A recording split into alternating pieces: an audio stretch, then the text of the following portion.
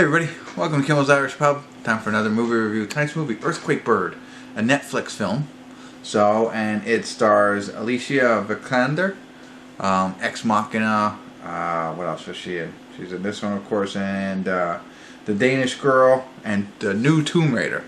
So you've seen her in a couple of different things, and she's now starring on a Netflix film. So this is about, I don't know, some translator in Japan whose boyfriend's, I don't know if it's a mistress or somebody who has became in between them goes missing, so she gets called in for questioning. That's all that it says on IMDb. Terrible. That's why I'm here. 6.0 on IMDb. 1,400 people have viewed it so far. So, we'll see what it's all about. I tell you what, I'll watch it for a little bit, then come back and tell you what it's really about, because reading that doesn't help at all. But and then ultimately, I'll tell you what I think. So stick around. We'll see what it's about and see if it's any good. I'll be back.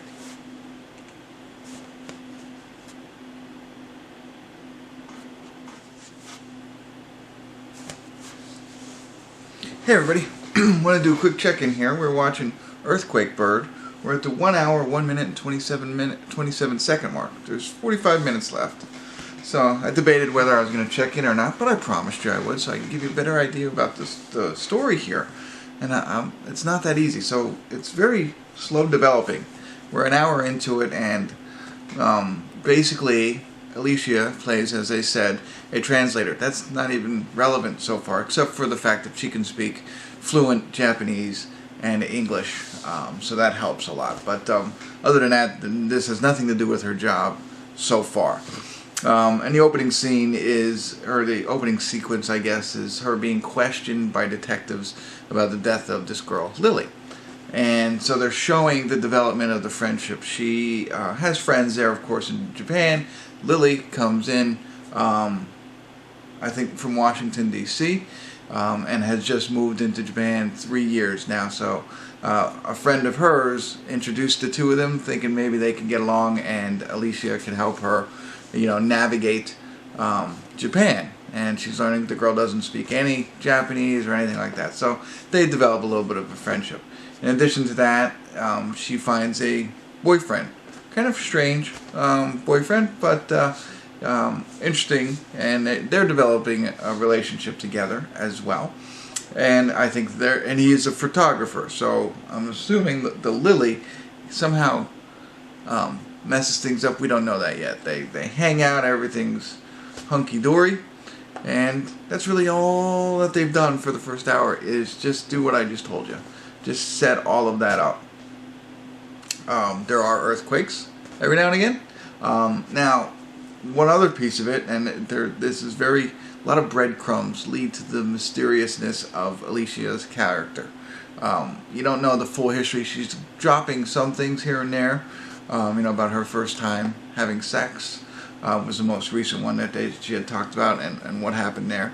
There's some interesting things like that. She gets her palm read, and there's again some intrigue in there. So that there's some kind of history with her, but you don't know all of it. You're just interested to find out more. But it's very small little breadcrumbs that heighten your senses to be like, okay, what is this girl? What's going on with her? But otherwise, you got to pay attention for that if you're watching that, because it's small. But I think it's going to be significant, because the rest of this hour has just been that relationship building between her boyfriend and her new friend and some of the other friends, that kind of thing. So that's where we are so far. Can't wait to see where it goes. I'm somewhat interested, but like I said, it's slow development so far. So let's get back into it. If anything interesting happens in the next 45 minutes, I'll stop in. If not, I'll see you at the credits and give you my final thoughts. Stick around.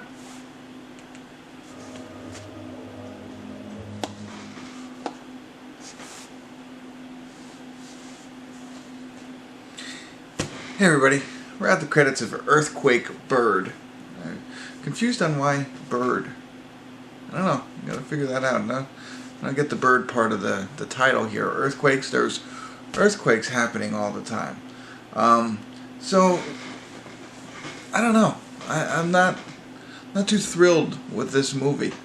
Like I said, they're leaving breadcrumbs for Lucy, that's her name, that's her character's name in this movie, on her mysterious path and how, you know, like, bad things happen to people around her kind of thing, you know, and you start to pick up on that. Okay, they developed that aspect of it. But they're also leaving other things in the movie that I think have some significance, that I thought, anyway. You know, with these earthquakes. Some of them even revolve around the earthquake, and it's in the title, and I'm thinking, okay, there's something here. And that whole relationship thing builds, as I had talked about, and as the thing happen, as the IMDb description says, her friend Lily kind of comes in between her and her man, the photographer, and then of course Lily comes missing, and that's how it's, you know, that's the whole thing. The whole movie is that development up to that piece.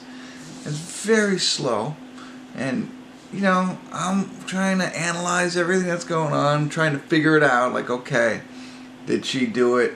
You know, what happened? All that kind of stuff. And I'm waiting for this big aha moment at the end. You know, like I thought. I don't know. I had so many theories going into it, and I'm gonna give you. No, I don't want to give you one. It's not the theory that they went with, but I was like, okay, you know, I obviously really overthought it, and so then they hit you with their ending, and it's like, what? No, I mean, ugh. This is a slow build to nothing, you know? I don't know. Maybe there's something in this that I'm missing.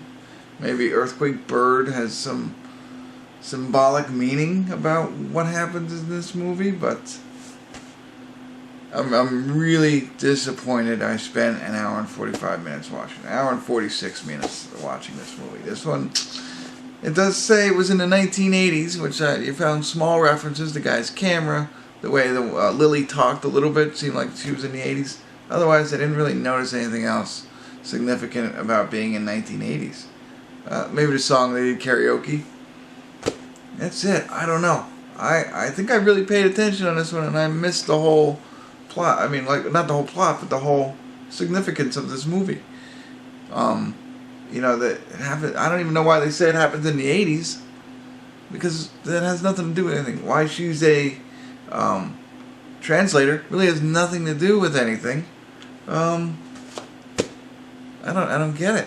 And then the ending is just like blah. You know, I get it. I understand what happens. I understand the whole. But it's just not. It's not worth it to me. I was really hoping for something more. This is one where, you know, I would have liked for them to ask me, what do you think?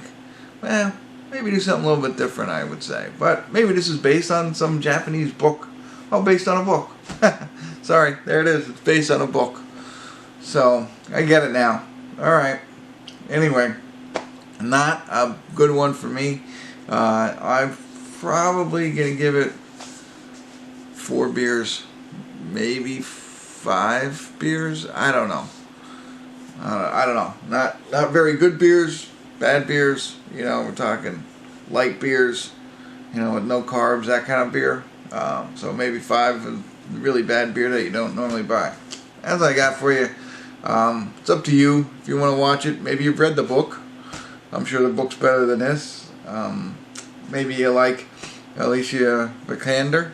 She is a pretty good actress. I think she has an Oscar, if I'm not mistaken.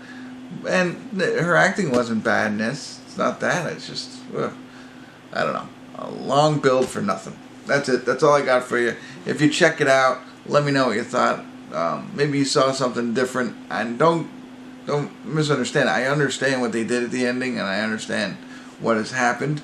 So it's not like it was lost on me. It's just too blah.